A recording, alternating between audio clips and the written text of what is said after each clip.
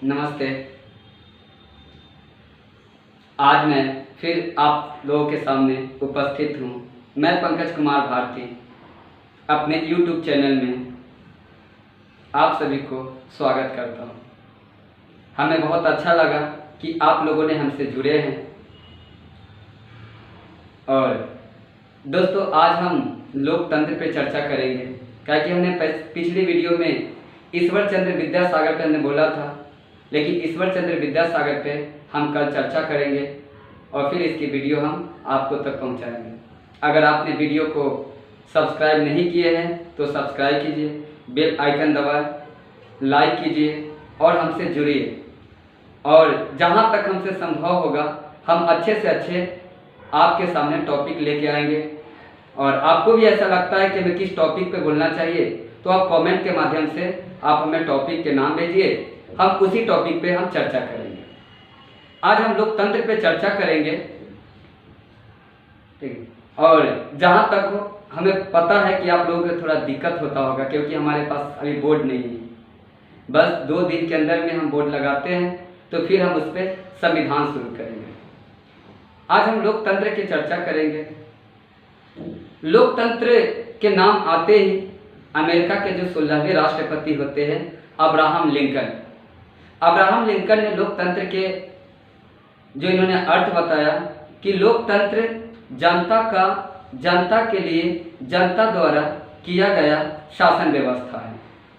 लोकतंत्र में जनता यानी जनता के अर्थ है कि लोग, महिला, पुरुष, बच्चे, विकलांग, पागल, अपराधी, ये सारे आ जाते हैं, ठीक। लेकिन जो भारत जैसे देशों में जो लोकतंत्र है, जैसे भारत जैसे देशों में जब लोकतंत्र है तो यहाँ आप देखते हैं कि मतदाता के माध्यम से यहाँ सरकार चुने जाते हैं, मत के माध्यम से। और मत देने के अधिकार पहले तो 21 वर्ष था, लेकिन 61वें संविधान संशोधन अधिनियम के तहत राजीव गांधी के नेतृत्व में 21 वर्ष से घटा करके 18 वर्ष कर दिया गया, ठीक।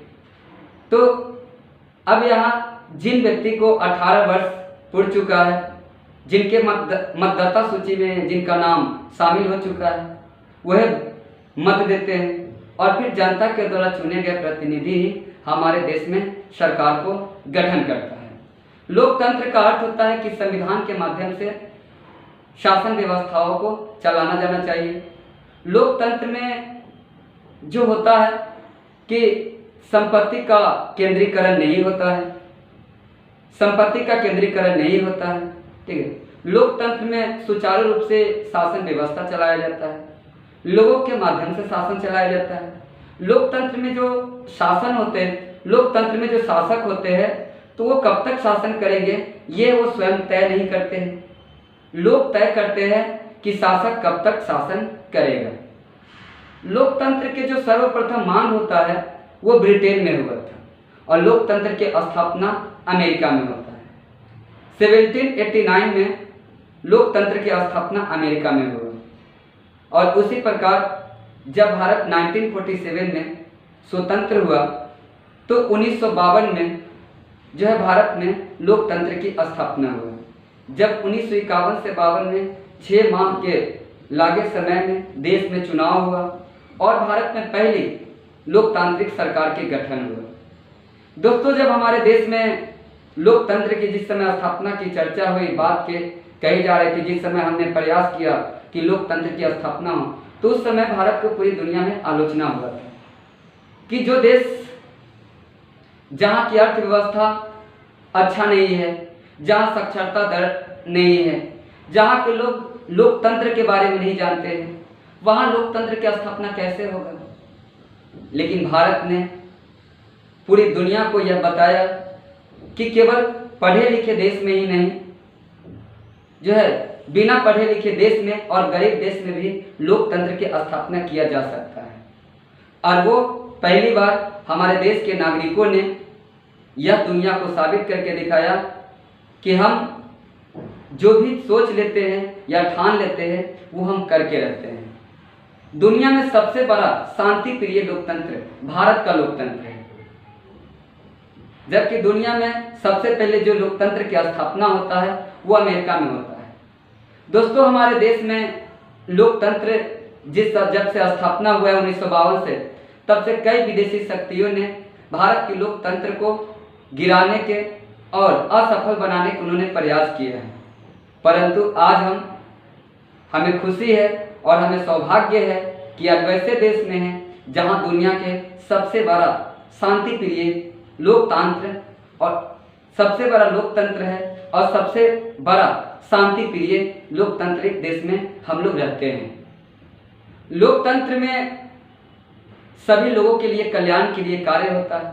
लोकतंत्र में देश के सभी नागरिकों को मत देने का अधिकार होता है, वो मत दे सकते हैं। अगर उनको अच्छा न लगे तो सरकार को चेंज भी कर सकते हैं।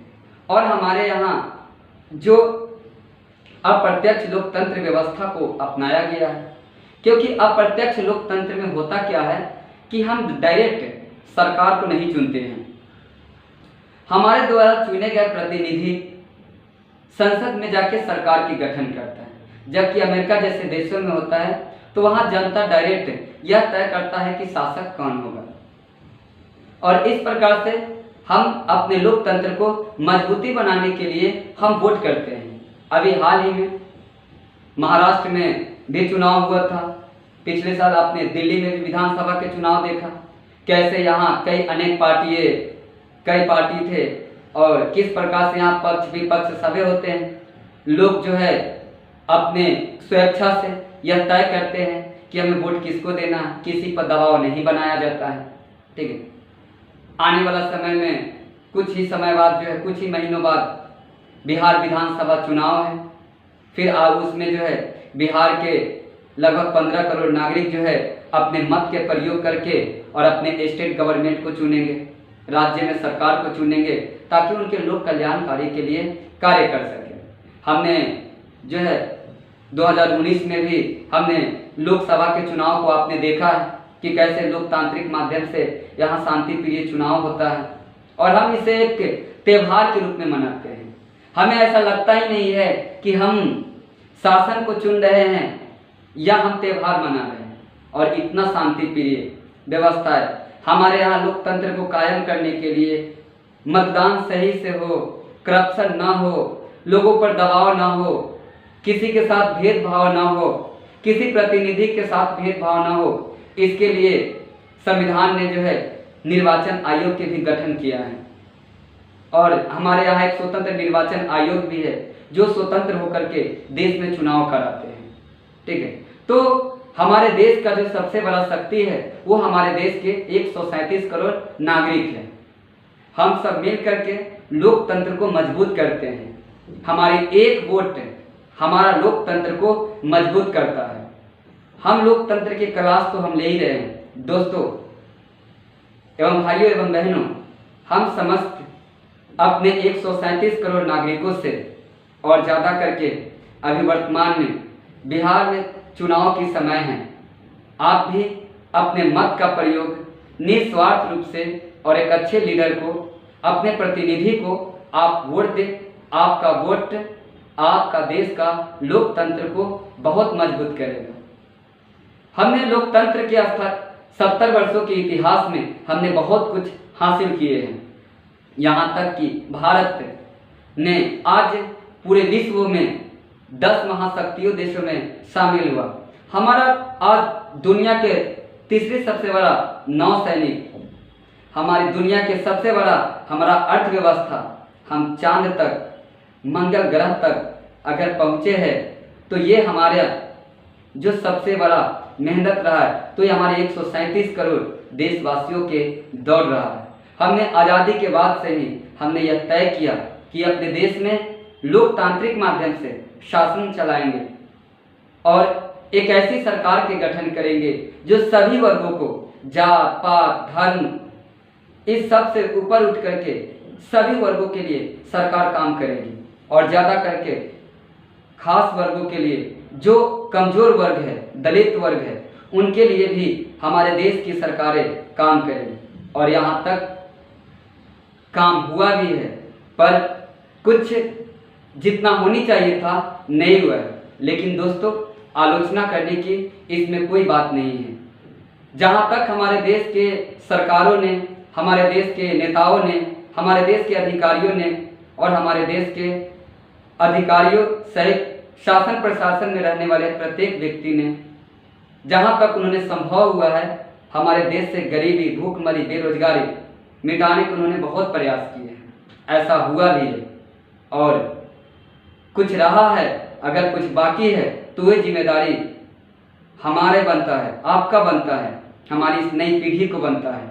हम युवा पीढ़ी है, हम भी अपने पूर्वजों द्वारा दिए गए इस लोकतांत्रिक विरासत को, अपने देश को, संस्कृति को हम आगे बढ़ाएंगे और हम पूरी दुनिया को यह बताने में सफल हुए हैं कि हम दुनिया के सबसे बड़ा लोकतांत्रिक देश में रहते हैं और हम दुनिया के सबसे बड़ा लोकतंत्र वाला देश है और हमने सबसे शांतिप्रिय लोकतंत्र के हमने स्थापन किए हैं। यहाँ तक कि हमारे लोकतंत्र को गिराने के लिए और हमारे लोकतंत्र को कमजोर करने के लिए कई विदेशी तत्व, दुष्ट शक्तियों ने कई वर्षों से, कई हमारे पड़ोसी दुष्ट शक्तियों ने भी कई वर्षों से उन्होंने प्रयास किया है, पर ऐसा अब तक वो सफल नहीं हुए हैं। आप जानते हैं क्यों? क्योंकि हमारी 137 करोड़ के नागरिकों के बीच जो हमारा एकता है, जो हमारा एक झंडा है, जो हमारा संविधान है, जो हमारी सांस्कृतिक विरासत है, जो हमारा भाईचारा है, इन सबों ने हमारे आप लोगों के बीच इतना बड़ा प्यार बन चुका है, हम इतने बड़े जुड़ चुके हैं कि दुनिया के कोई भी शक्ति हमें अलग नहीं कर सकता है। हम कल भी एक थे, आज भी एक है और भविष्य में भी हम एक रहेंगे। हिंदुस्तान सदियों से एक विश्व गुरु के रूप में हमेशा से जाना जाता है। दोस्तों, आज भी वह समय आ चुका है कि फिर से भारत को हम विश्व गुरु के रूप में फिर से दुनिया के पटल पे लाए और हम जहां तक संभव हो हम सब मिलकर के कार्य करें और देश को आगे बढ़ाएं। तभी जाकर हमारा लोकतंत्र मजबूत होगा। इस लोकतांत्रिक व्यवस्था के लिए हमने यूरोप में बहुत संघर्ष को देखे हैं, बहुत संघर्ष देखे हैं। पूरी दुनिया में जबरदस्त संघर्ष हुआ है। अगर हमें भूखमरी, गरीबी, बेरोजगारी इन सब से अगर मुक्त होना है तो हमें लोकतंत्र को मजबूत करना पड़ेगा और इस प्रकार से हम सबको एक साथ मिलकर चलना पड़ेगा। तभी जाकर हमारा लोकतंत्र मजबूत होगा, हम मजबूत होंगे, हमारे देश के नागरिक मजबूत होंगे, हमारा देश का शक्ति मजबूत होगा और तभी जाके हम दुनिया पर जो है एक विश्व गुरु बन करके, हमारी मानना ये नहीं है कि हम बहुत बड़ा शक्तिशाली बन के दुनिया को अपने डर और भय में जीने दें। भारत की संस्कृति ऐसा कभी नहीं रहा है। हमारा यह रहा है, जियो और जीने दो। संभव हो तो हम विश्व के लिए भी काम करेंगे। समस्त मानव जाति के लिए काम करना प्रत्येक भारतीय का यह धर्म है, क्योंकि अगर हम में से कोई एक अगर पूरे मानव जाति के लिए कार्य करते हैं तो पूरा भारतवर्ष को गौरव रूप से देखा जाता है और नाम पूरे भारतवर्ष के लिए होता है। बहुत हमारे भाई एवं बहनों एवं बहुत सारे हमारे देश के महापुरुषों ने पूरी दुनिया के लिए हमेशा से शांति के संदेश देते आए हैं। चाहे वो भगवान बुद्ध हो, चाहे महावीर हो, चाहे चाणक्य हो, चाहे आर्यभट्ट हो, चाहे महात्मा गांधी हो, इन सभी ने दुनिया को एक बंधन में बांधने का प्रयास किया था, शांति और अहिंसा की मार्ग, जहाँ पे हमें शांति मिल सके। और इन सब के मेहनत ने आज हमें एक मजबूत लोकतांत्रिक व्यवस्था को बनाने में बहुत ज़्यादा मदद भी मिला है। भाइयों एवं मेरे बहनों, प्यारे मित्रों, हम प्रत्येक भारतीय नागरिक को यह कर्तव्य होता है कि हम अपने देश के लोकतंत्र को कायम रखें और लोकतंत्र को मजबूत करने के लिए देश में लोकसभा के चुनाव हो या विधानसभा के चुनाव हो, अगर हमारे पास मतदाता सूची में नाम है, अगर मत लिस्ट में नाम है, तो हम नज़रअंदाज ना करें। हमारा एक वोट हमारे देश का ताकत है और हम अपने देश को लोकतांत्रिक को और मजबूत करें। लोकतंत्र ही आज दुनिया के समस्त मानव के लिए समस्या के समाधान हो सकता है। हमने दुनिया के कई शासक, कई देशों में अब भी तानाशाही, राजशाही, कम्युनिस्टी शासन को हमने देखा है, जहां प्रजाओं को किस प्रकार दबाया जाता है। हमें सौभाग्य है, गौरव है कि भारत जैसे धरती पर हमने जन्म लिए हैं। इससे बड़ा सौभाग्य हमारे लिए क्या हो सकता है। हम अगले वीडियो में ईश्वर चंद्र विद्यासागर पे 19वीं और 20वीं शताब्दी में हुए समाज सुधार पे हम चर्चा करेंगे। अगर हमारे वीडियो अच्छा लगे तो आप हमारे चैनल से जुड़िए, बिल्कुल जुड़िए, और अच्छे से अच्छे वीडियो हम आपके तक पहुंचाएंगे। हमसे प्रत्येक स्टूडेंट जुड़िए, जो भी मेरा साथी है या मेरा हमसे पढ़ने वाले स्टूडेंट है या हमारे दोस्त, हमारे फ्रेंड या हमारे माता या पिता या हमारे देश के समस्त नागरिक हो, हम सब से यही कहेंगे कि हम आज आप सबको सेवा करने के लिए आज हम सामने आए हैं और आप इसे मत अस्वीकारिए, हमें स्वीकार कीजिए, मार्गदर्शक स्वीकार कीजिए। आपकी हर समस्या के समाधान को हम ढूंढने का प्रयास करेंगे। आज हमारे देश में आत्महत्याओं के लेकर के बहुत ज़्यादा केसेस आ रहे हैं। हो सके तो हम आत्महत्या पर भी चर्चा करेंगे। अगर आपका राय हो तो हम प्रयास करेंगे कि इस प्रकार के जो घटनाएं हो ना हो, और हम जहां तक हमसे संभव होगा हम आपका मदद करेंगे। जय हिंद, जय भारत, वंदे मातरम।